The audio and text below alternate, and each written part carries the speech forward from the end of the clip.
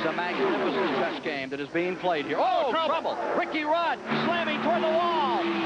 Crashing, rolling over, side over side.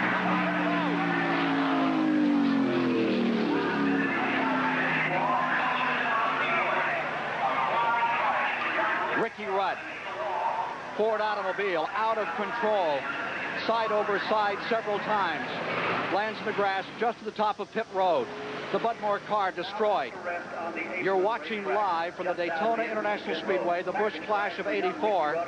The most serious crash in the 6-year history of this event has just taken place.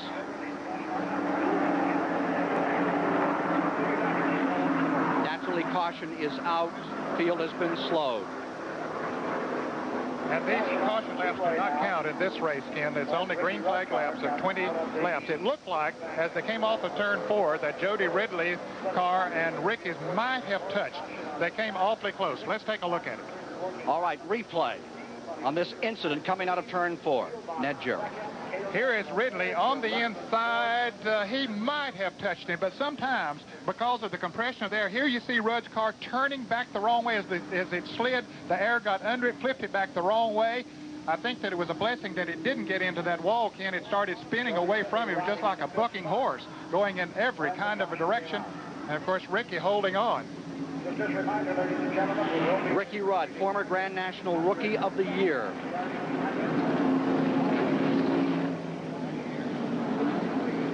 Last year, he won 3 straight pole positions. He was on the pole here at Daytona, then on to Richmond, Virginia, and Rockingham.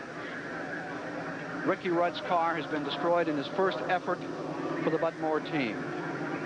Very unfortunate situation. I was about to say, as the cars were coming off of there, it was hard to tell if they actually touched or not. But sometimes the compression of the air, they get within a foot of each other, that it has the same effect as the cars touching, and they're almost out of control as they come out of the turns anyway, and it doesn't take much to send it in a spin. Let's get the analysis of Richard Petty. Richard, you take a look at it and tell us what you see. Well, I tell you what I seen, it looked to me like that the car just got loose coming off the corner up there. There's a big bump, and if you don't land just exactly right, I think I made a comment before, Richie's car looked a little loose to me. And he's up a little bit higher. If you notice, he's up pretty high coming off that corner. Now, if Riddle hit him, I don't know. He could have touched him right there, because all he had to do was just get a little sideways. But it looks like that the car just got a little sideways, and just the cars running that close together, even if you don't touch them, the wind acts like you hit each other.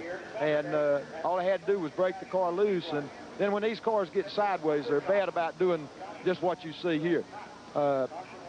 It just looks like it's a lot more moving around. Ricky, I think, is real lucky because the car didn't hit anything solid. He was lucky that it went away from the wall there instead of hitting the wall, and looks like he's going to be okay.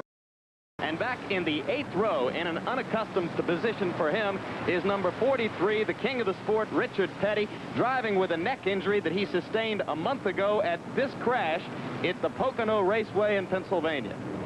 Jim, Richard was going into the second turn at Pocono, but right there, he lost his right front wheel and helplessly careened right there into the wall. But at this point in the crash, the damage was all on the right side of the car. Richard was still fine inside. There's Buddy Baker going by in front of you. Now watch this. Chuck Bone appears spinning backward. He gets by Richard. Now, here comes Darrell Waltrip for the hit. Waltrip, at that point, right into Petty's door. That's when Richard was injured in that crash, right at that point. Getting chased and a from little a bit. bad crash over in turn 2, Michael Waltrip has hit the wall hard. The car is upside down, and you can see the car is really torn up. Well, Jerry, I said it's sort of on its side, or, boy, yes, it is upside down.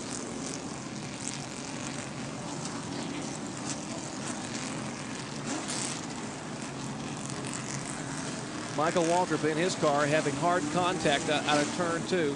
We'll check in to see what's going on. The safety crews over in turn 2 after this. Hard contact with the guardrail. Stay tuned. We'll be back after this.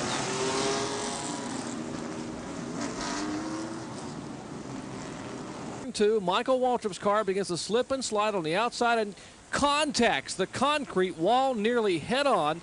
The car is sawed in half by that concrete barrier there. One of the most spectacular and violent crashes I have ever seen, Ned Jarrett. Jerry, I've been involved in auto racing for more than 30 years, and I don't remember ever seeing a car torn up this much. The safety crews had run over to the car. Likewise, older brother Darrell Waltrip was there. Let's check with Benny Parsons. Thank you very much, Jerry Punch. Darrell, what an unbelievable crash that your little brother Michael had. Just praise God, Benny, he's alive. I was standing looking right at it, and I couldn't move. I mean, I just froze. I never seen anything like that in my life. The car just disintegrated, and I knew he was in it. And I thought he was hurt. But I walked up there, and the car is gone. Everything's gone, and the roll cage is all bowed up. I looked at him. He looked up at me and winked. So, Mom, Dad, he's a Waltrip. He's got a pretty hard head. And I'll tell you what, a testimony to the way these automobiles are built. Certainly, Ned, of course, this Banjo Matthews car put together for Ronnie Silver a few years ago. The roll cage was intact, and there is Michael Waltrip now standing up, climbing out from around that shredded, mangled mass of sheet metal that was a Pontiac Grand Prix just a few moments ago. Michael now walking over to try to get into the safety car. And take a look at this, Ned. There's nothing left of the automobile, and yet the man has walked away from it. However, it has been taken to the infield hospital, but look, they're just picking the car up by pieces.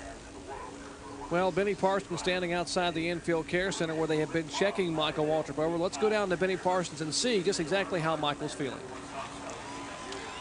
Folks, you're going to have to let us move. Mikey? Yeah, Ben, I think I'm all right. Got some contusions and a little bit of confusion, but that's probably not too unusual. Can't really tell you what happened. I know that we got spun out earlier and then was passing Robert Presley on the outside, best I remember, and he ran us up into the wall. But tell Mom and Dad Daddy's not doing too good either, but I think I'm all right, and we'll go home, get a good night's rest tonight, and try to figure out somebody to help us get through those 500 laps tomorrow. Well, you need to rest up because, baby, let me tell you, you ain't going to believe the pictures you're going to see when you see that. Yeah, hope we did a good job for Kool-Aid anyway. That's our first race. Well, Jerry, he's got to be okay. He gets his sponsor's name in there. They're fixing up that gate where Michael hit over there. Let's take a look one more time and give that Kool-Aid man on the hood of that Pontiac a wild ride. Now, just coming out of turn 2, that's the crossover gate, and Michael hits the juncture of the gate and the concrete wall that begins the back straightaway. The car is literally sawed open, and you see the steering wheel now sticking out to the left side of the car. And this is what's left of Michael Waltrip's Kool-Aid Country Time Pontiac. Michael Waltrip lucky here, a great race car, and he is waving to the crowd, headed to the infield hospital. We'll be back after this.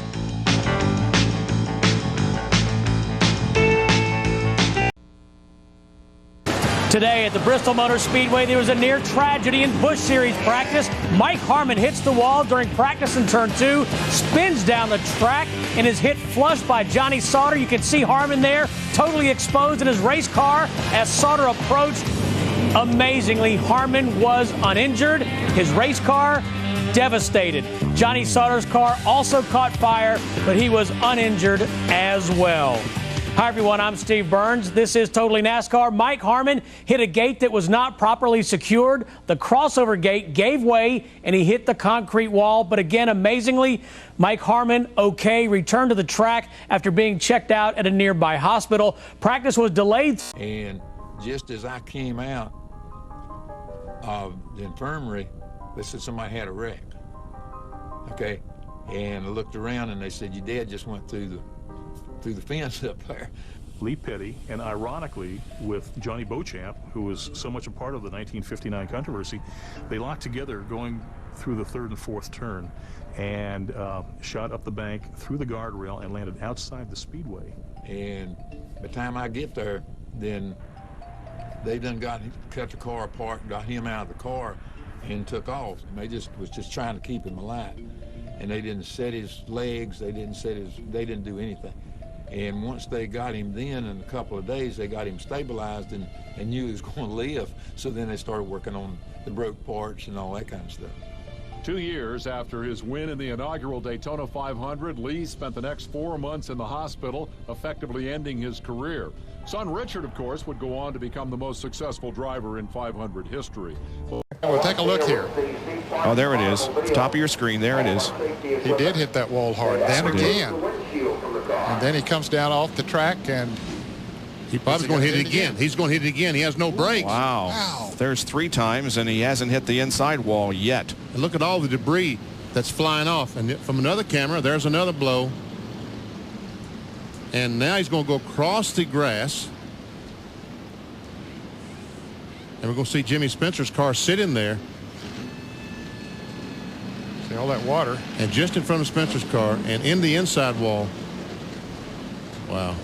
And when I said these people scattered and I don't believe there was any injury to those people, that does not mean that perhaps Steve Park has not suffered some kind of an injury, because he is still in the car. Here's the contact with the wall, and he hit that for a ton too. He sure did. He had 4 hard licks. Wow. So the car just shot right up the racetrack. Look at it. It's like something happened to the right front. Yeah, either a tire blew or something happened to the chassis. Here it comes, hits the second time. And then a third time. Then across the grass and into the pit wall. You know, that water probably slowed him down, Bob and Benny, as he came across there, which took a little bit of that speed away. Yes, it did. Anytime I ever got in that mud, Ned, it felt